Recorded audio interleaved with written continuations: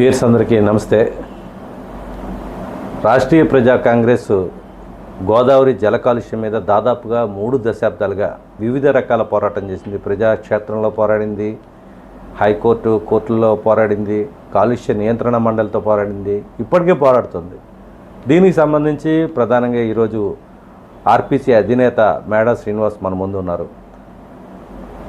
ఈరోజు ఈ చర్చా కార్యక్రమం పెట్టడానికి కారణం, రాష్ట్ర ఉప ముఖ్యమంత్రి కొణిదెల పవన్ కళ్యాణ్ గారు ఆయన నల్లా ఛానల్ సందర్శించారు. తర్వాత తాజాగా పేపర్ మిల్ వ్యర్థ కాలుష్యం విడుదల చేస్తున్న వెంకటనగరం లగూన్స్ దగ్గరికి వెళ్ళి అక్కడ పరిశీలించడం జరిగింది. ఈ పరిణామాలు పవన్ కళ్యాణ్ నేరుగా అక్కడికి వెళ్ళడం, సీరియస్గా యాక్షన్ తీసుకోవాలని అధికారులని ప్రజాప్రతినిధులని కోరడం, ఇవన్నీ ఎలా పరిణామాలు రాబోతున్నాయి, రేపొద్దున కాలుష్యం ఎంతవరకు నియంత్రణకు వస్తుంది, రాజమండ్రి జలాలకి గోదావరి జలాలకి విముక్తి కలుగుతుందా లేదా అనే అంశాలకు సంబంధించి మాట్లాడేందుకు శ్రీనివాస్ గారితో ఉన్నాం. శ్రీనివాస్ గారు నమస్తే అండి.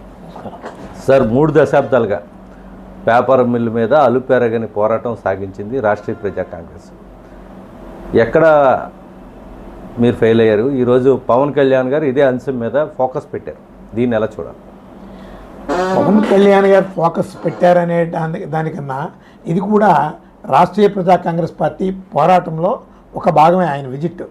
ఎందుకంటే మేము ముఖ్యమంత్రి గారికి, రాష్ట్ర ముఖ్యమంత్రి గారికి మొన్న 4వ తారీఖుని 5వ నెల, ఇదే నెలలో, అంతకుముందు కూడా కంటిన్యూ కరస్పాండెన్స్ చేస్తున్నాం.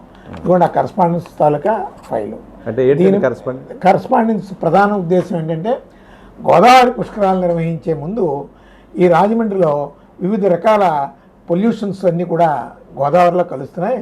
ప్రధానంగా రాజమండ్రిలో గల ఆంధ్రప్రదేశ్ పేపర్ మిల్ మూలంగా చాలా ప్రమాదకరమైనటువంటి అంటువ్యాధులు, అలాగే వివిధ రకాల వైరస్లు సంభవించేటటువంటి అవకాశాలు ఉంటాయి. ఇవన్నిటిని దృష్టిలో పెట్టుకొని 3 నెలల ముందు రాజమండ్రి పేపర్ మిల్ని, ఆంధ్రప్రదేశ్ పేపర్ మిల్ని క్లోజ్ చేసే విధంగా చర్యలు తీసుకోమన్నాం. అదేవిధంగా తర్వాత పుష్కరాలు అయిన వెంటనే తెరుచుకోమన్నాం. దీని మీద ఒక ఇన్స్పెక్షన్ లాంటిది జరిపించి ప్రభుత్వం చేత తక్షణ చర్యలకు ఆదేశించమని చెప్పి కలెక్టర్ గారికి మేము నోటీస్ పంపించాం. అలాగే చంద్రబాబు నాయుడు గారికి మేము రిప్రజెంటేషన్ ఇచ్చాం. వీటి మీద మాకు ఫర్దర్ కరస్పాండెన్స్ కూడా ఉంది. అవసరం అనుకుంటే లీగల్ ఆస్పెక్ట్ను కూడా మేము ఆలోచిస్తున్నాం. ఈ విషయం అందులో కూడా మేము మెన్షన్ చేయడం జరిగింది.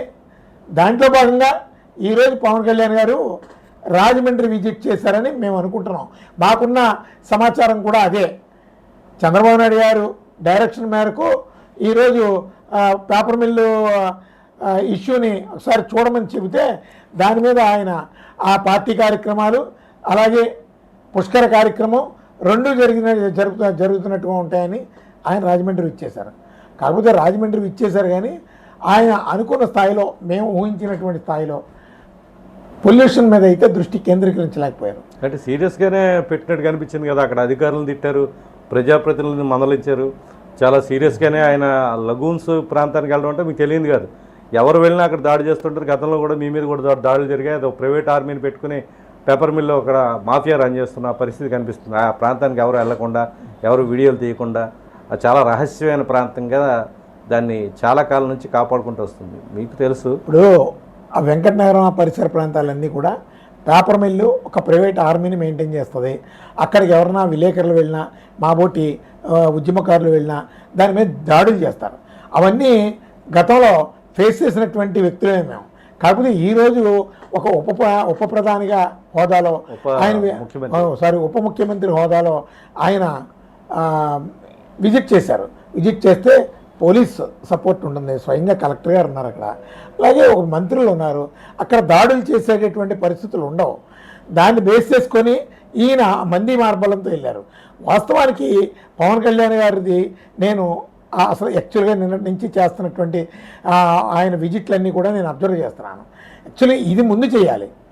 ఇప్పుడు ఈ మడులు, వెంకటనగరంలో ఉన్నటువంటి ఈ మాఫియా, ఈ మడులు, ఎఫ్లెంట్ పంప్ హౌస్ నుంచి ఏ విధమైనటువంటి దుర్గంధం వస్తుంది, ఆ మడులు దారిలో ఏ విధమైనటువంటి అసలు ఎఫ్లెంట్ పంప్ హౌస్ నుంచి బయటకు వచ్చేటటువంటి వ్యర్థాల్లో ఏ విధమైనటువంటి కెమికల్స్ యాడ్ అవుతాయి. అసలు మేము గతంలో బెంగళూరు వెళ్ళి అలాగే ఢిల్లీ వెళ్ళి పొల్యూషన్ కంట్రోల్ బోర్డుని కూడా కలిసి మేము రిప్రజెంట్ చేసాం. వాళ్ళు వచ్చి శాంపిల్స్ కలెక్ట్ చేశారు. అప్పుడు ఉన్నటువంటి నివేదికలు ఏంటంటే అన్ప్యూరిఫైడ్ కెమికల్స్ని, ప్యూరిఫికేషన్కి సాధ్యం కానటువంటి రసాయనాలు ఇందులో కలుస్తున్నాయని చెప్పి అప్పుడే ఒక నివేదిక ఇచ్చింది. మరి ఇప్పటికీ అప్పటికీ ఇంకా పెరిగింది, ఎందుకంటే టెక్నాలజీ పెరిగింది, ఈ రసాయనాలు కూడా ఇంకా ప్రమాదకరమైనటువంటి యాడ్ అయినటువంటి పరిస్థితులు ఉన్నాయి. గోదావరి నది పూర్తిగా పేపర్ మిల్ మూలంగా సర్వనాశనం అయిపోతుంది. త్రాగునీరుని మొత్తం విషద్రావం కింద తయారు చేస్తున్నారు. అలాగే పేపర్ మిల్తో ఇంకో ప్రమాదకరమైనటువంటి పరిస్థితులు ఏంటంటే త్రాగునీరుతో పాటు గోదావరి జలాలతో పాటు వాయు కాలుష్యం కూడా పూర్తిగా పొల్యూట్ అయిపోయింది. ఈ వాయువుని పీలుస్తున్నటువంటి పసిపిల్లల దగ్గర నుంచి పెద్దవాళ్ళ దగ్గర నుంచి అందరూ కూడా అనారోగ్యాల బారినే పడుతున్నారు. ఇక్కడ ఉన్నటువంటి అనేక అనారోగ్యాలకి ఆంధ్రప్రదేశ్ పేపర్ మిల్ కారణం. ఇక్కడ అధికారులు ఎవరు ఉద్యోగాలు చేయరు. పేపర్ మిల్ ఇవాళ పవన్ కళ్యాణ్ మంత్రి గారి మీద కేకలు, లేదంటే ఎవరో పొల్యూషన్ కంట్రోల్ బోర్డు మీద కేకలు, కొంత హడావుడి చేయడం కాదు, మాకు కార్యాచరణ కావాలి. రాజమండ్రి ప్రజలు మేము ఆశించేది అదే, కార్యాచరణ కావాలి. నిజంగా పవన్ కళ్యాణ్ గారికి చిత్తశుద్ధి ఉంటే అక్కడ ప్రచారం తీసుకోవాలి. ప్రచారమే కనబడింది. నిజంగా కలెక్టర్ని ఆదేశించండి, పేపర్ మిల్ మేనేజ్మెంట్కి నోటీస్ ఇమ్మని. అవేవి చేయకుండా కలెక్టర్ గారిని ఆవిడ చక్కగానే చేస్తుంది. మా జిల్లా కలెక్టర్ ఆమె బ్రహ్మాండంగా ఆమెను వచ్చిన దాని నుంచి కొద్దిగా దృష్టి కేంద్రీకరించి పబ్లిక్ ఇష్యూస్ మీద స్పందిస్తుంది. అంటే కలెక్టర్ని కూడా ఆదేశించారు, కలెక్టర్ నోటీసులు ఎందుకు ఇవ్వట్లేదని కూడా పవన్ కళ్యాణ్ క్వశ్చన్ చేశారు. అంటే క్వశ్చన్ అంటే ఏంటంటే పవన్ కళ్యాణ్ గారు ఇమ్మీడియట్గా నోటీస్ ఇష్యూ చేయించాలి.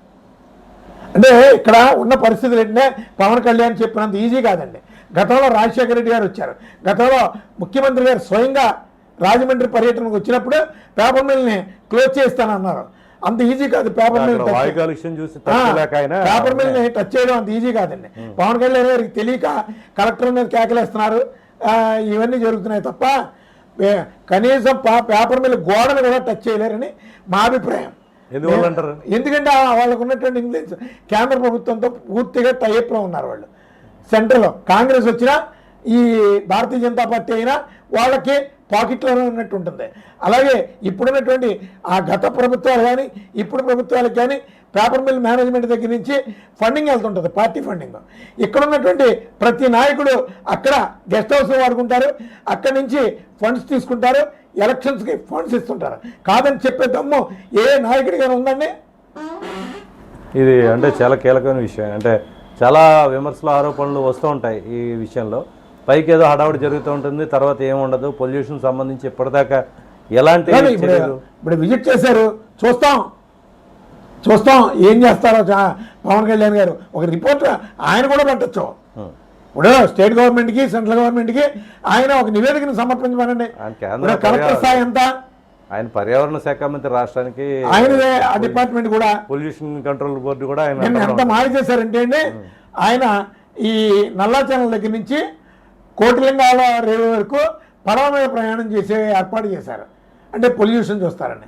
అక్కడ మున్సిపల్ కమిషనర్ దానికి ముందే చెత్త చెదారం లేకుండా ప్లాస్టిక్స్ ఇవన్నీ లేకుండా చేసేశారు. అప్పటికి ఒక ఫిషర్మెన్ ఎదురయ్యి ఏమంటే ఇక్కడ డ్రిడ్జింగ్ జరిగిపోతుందండి, బ్రిడ్జి స్తంభాల దగ్గర ఘోరంగా ఇసుక తవ్వుతున్నారని స్వయంగా ఎవరికి పవన్ కళ్యాణ్ గారికి నేరుగా కంప్లైంట్ చేసినటువంటి పరిస్థితులు బ్యారేజ్ దగ్గర కూడా కనబడ్డాయి. మరి దాని మీద పవన్ కళ్యాణ్ గారు ఎందుకు ఆదేశాలు జారీ చేస్తలేదు? అంటే ఇసుక మాఫియాకి మీ కూటమిలో భాగస్వామ్యమైనటువంటి వాళ్ళకి ఏమైనా సత్సంబంధాలు ఉన్నాయా? అంటే నేను వస్తాను చూస్తాను అన్నారు ఆయన. అది మాట ఆయన స్వయంగా చెప్పాడు. వెంటనే అక్కడ చూడాలి. ఈయన ఎప్పుడు వస్తారు? అది పర్యావరణంలోకి వస్తుందండి, ఆ శాఖకే వస్తుంది. అలాగే పేపర్ మిల్లు దుర్గంధం, ఘోరమైనటువంటి దుస్థితి అక్కడ. అసలు ముందు నిన్న సమీక్షా సమావేశంలో ఇక్కడ ఇంటర్నేషనల్ స్టాండర్డ్స్ని మెయింటైన్ చేస్తూ అక్కడ పర్యావరణాన్ని పొల్యూషన్ని కంట్రోల్ చేస్తున్నారండి అని ఒత్తాసు పలికారు అక్కడ అధికారులు సమీక్షా సమావేశంలో. ఈరోజు బహిర్గతం అయింది. మరి నిన్న అధికారులు చెప్పినటువంటిదంతా కూడా పచ్చి అబద్ధాలే కదా. వాళ్ళ మీద మీరు ఏ చర్యలు తీసుకున్నారు? అక్కడ నిన్న జరిగినటువంటి సమీక్షా సమావేశంలో east Godavari SP, east Godavari కలెక్టర్ను మినహాయిస్తే మొత్తం అందరూ అవినీతి పనులే. పేపర్ మిల్ దగ్గర డబ్బులు తీసుకుంటున్నటువంటి వాళ్ళే. పొల్యూషన్ బోర్డు ప్రభుత్వం దగ్గర జీతం తీసుకుంటుంది, పేపర్ మిల్ దగ్గర జీతం తీసుకుంటుంది. ఇక్కడ పొల్యూషన్ బోర్డు ఉందో లేదో తెలియదు.